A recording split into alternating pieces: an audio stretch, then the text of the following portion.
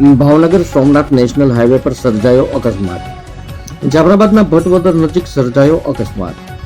National highway પર માટીના પાળાના કારણે ટ્રકનો સર્જાયો અકસ્માત. ટ્રક ચાલકને થઈ ગંભીર ઈજાઓ. ઈજાગ્રસ્ત ડ્રાઈવરને સારવારમાં ખસેડાયા. માટીના પાળા પર ગંભીર સમસ્યા નિવારવા નેશનલ હાઈવે ઓથોરિટીની ચૂપ કીધી.